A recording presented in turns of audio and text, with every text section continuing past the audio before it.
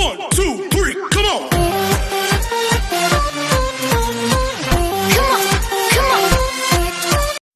Hello beautiful people! Welcome back to my channel. This is your Mama Sam. Hola mga amigo, amiga, kumare at kumpare. Kamusta kayong lahat? Sana lahat kayo ay okay at safe ngayong araw na to. At syempre kung ako naman ang tatanungin nyo, nakikita naman ninyo fresh overload pa rin ang beauty ng Mama Sam ninyo. Syempre nandito tayo ngayon sa tabing dagat. So yon, so kasi mag-overnight kami dito. So ayun na nga guys, so syempre more update muna tayo sa nangyayari ngayon dito sa Miss Cosmo. So nakakaloka kasi ang laki-laki ng stage nila. Talagang ano yon, truly yung stage nila sobrang bongacious, ang haba ng lalakaran. Ito nga ang tanong sa akin, Mama Sam, makapenetrate kaya ng pasarela si Atisa Manalo ng bonggang-bongga mamaya sa kanyang laban dito sa Miss Cosmo? Kasi nga 'di ba, yung maliit na stage okay lang. So eto kasi ang haba, Diyos ko, parang 100 meters nata yung runway nila. At hindi lang 'yon, ang daming point, isang habang ganito, tapos isang habang ganito, isang habang ganon. So ang tanong nun lahat, si Atisa kaya ay okay na kaya ang kanyang mga paa? Ako parang feeling ko naman, oo naman, she's okay. And nakita naman natin nagre-rehearse na siya, 'di ba? So ibig sabihin nun, caring niya na magpasarela. And then of course, excited tayong lahat sa ipapakita niyang kabog mamaya dito syempre sa Miss Cosmo. At parang feeling ko, ito yung sana lang guys, sana lang magaling na talaga yung paa niya para makapag-perform talaga siya ng bonggang-bongga. Kasi it's opportunity talaga na makita ng lahat na gaano ba kabongga talaga ang isang Atisa Manalo pagdating sa pasarela. At lahat tayo dyan ay excited, di ba?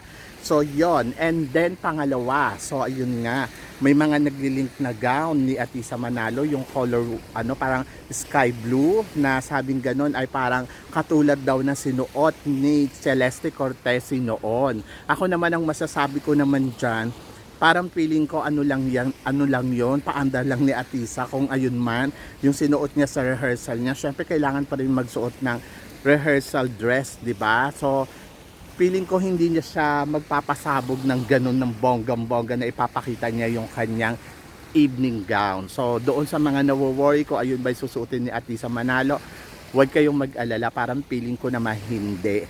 Sinuot lang niya yon for rehearsal, pero meron siyang bonggang damit, di ba? So yon, so sabing ganun, yung damit daw ba ni Atisa Manalo na susuotin mamaya ay katulad ba ng damitan na sinuot ni Catriona Gray during Miss Universe?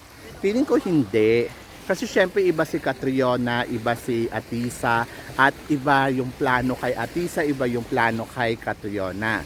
So ako para sa akin siguro, mas maganda makita natin si Atisa Manalo na kakabog na kasi si Atisa Manalo siya. At kung ano man yung susuotin niyan damit, magtiwala tayo sa kanya dahil ayun yung ipapakita niya sa competition na to. And then feeling ko naman kakabog naman talaga ng bonggang-bongga ang mga eksena ni Atisa, di ba? So yun yung abangan natin kay Atisa. So ako para sa akin siguro mas magle-level up siya more than doon sa nakita natin ng preliminary. And then yung mga eksena niya, yung mga galawan niya, parang feeling ko mas kakabog pa ng bonggang-bongga. So yon, anong kulay daw ng gown ni Atisa Manalo? Diyos ko, nakakaloka talaga, no?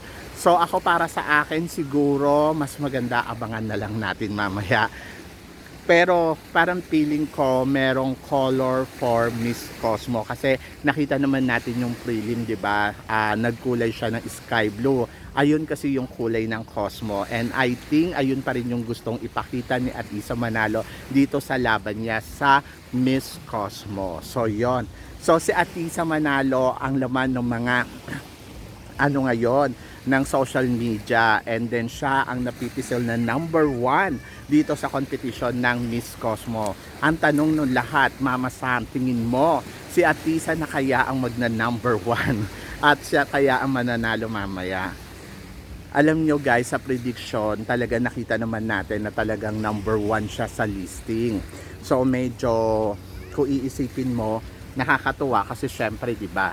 Siya yung napipisil na manalo ng Miss Cosmo ngayong taon na to. So ganyan din yung nangyari noon sa Miss Universe. Kaya nakakatuwa kasi nakikita ng lahat at naniniwala yung lahat na siya yung kaya niyang manalo dito. Pero syempre guys, this is a competition. Siguro magtiwala na lang tayo sa ipapakita ni Atisa Manalo, and then don't overthink. Kung ang destiny ni Atisa ay talagang mag-a-align sa kanya, 'di ba, ng bonggang-bongga, sa kanya mapupunta ang corona. So yon, so antabayanan na lang natin ang mga eksena at saka kung ano yung mga kaganapan. At doon naman sa nagtatanong sa akin na possible ba maging last to standing ni Atisa ay si Indonesia, kung nakikita ko daw bang malakas. Actually si Indonesia, malakas naman si Indonesia talaga, at nakita naman natin yung performance niya. Pero guys, sa totoo lang, mas nalalakasan ako sa galawan ni Miss Thailand more than kay Atisa, kasi si Thailand ay nakita natin yung performance niya from the beginning until end. Sa evening gown and swimsuit talaga consistent siya. Pero kasi ito kasing si Indonesia, parang evening gown, yes, magaling siya, pero sa swimsuit, I'm sorry ha, hindi talaga ako nagagalingan sa kanya. So mas possible pa sa akin na makarating sa top 2 si Miss Thailand more than kay Miss Indonesia. How about Vietnam? Syempre si Vietnam, isa din to sa mga talagang eksena, pero hindi ko lang alam kung nag-penetrate ba talaga si Vietnam. But guys, nakikita ko na pwede talagang pumasok sa top 10 si Vietnam, si Thailand at saka si Indonesia.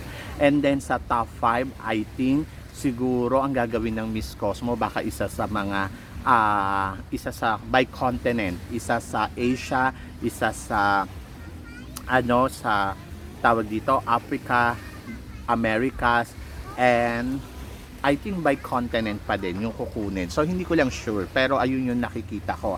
Pero kung hindi by continent, siguro pwedeng gawin diyan ay si Miss South Africa, pwede din. Tapos pwede din pumasok si Miss Peru. Pwede din pumasok si Miss Myanmar, si Miss Indonesia. So depende kung hindi by continent ha. Pero ako nakikita ko siguro mas malakas talaga ang laban ng last two standing, I think Peru between Miss Philippines. So parang feeling ko silang dalawa ang maiiwan dito sa final. So yun yung hintayin natin. And then si Atisa na ba talaga ang mananalo mamaya?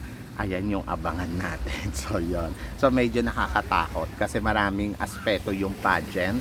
So meron silang top 21, then top 21, then top 10, then top 5 and top 2. So yon. So tingnan natin kung sino ang matitira sa dulo ng competition. So yon.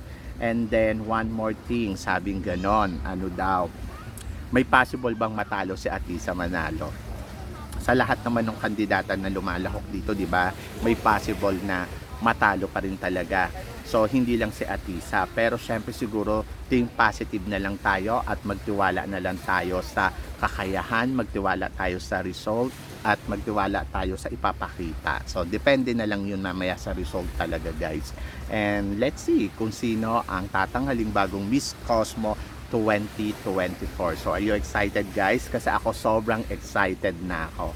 Ay nako, nakakaloka. Sobrang hindi na ako makapaghintay kung sino nga ba ang tatanghaling bagong Miss Cosmo ngayon. Pero syempre para sa akin, it's Atisa Manalo for sure. Siya yung number 1 dito sa Miss Cosmo 2024. Are you excited? Kasi ako sobrang excited na. So guys, kayo guys, ano guys ang tingin ninyo? I-comment below ninyo yan para at least malaman ko naman kung ano ang chika ninyo dito sa mga pinag-uusapan natin ngayon. So yon. So guys, syempre maraming salamat sa inyong lahat, sa mga sumusuporta dito sa Mama Sam Vlog, sa mga hindi pa nakaka-subscribe sa YouTube channel natin. So please don't forget to click like and subscribe my channel at i-click nyo na rin po ang notification bell para updated kayo sa ating mga chika. So always keep smiling, and laban lang. So guys, so syempre ang tabayan din natin mamaya Miss Cosmo. So yon. So guys, hanggang dito na lang, hanggang sa muli nating chikahan. See you tomorrow. Thank you guys.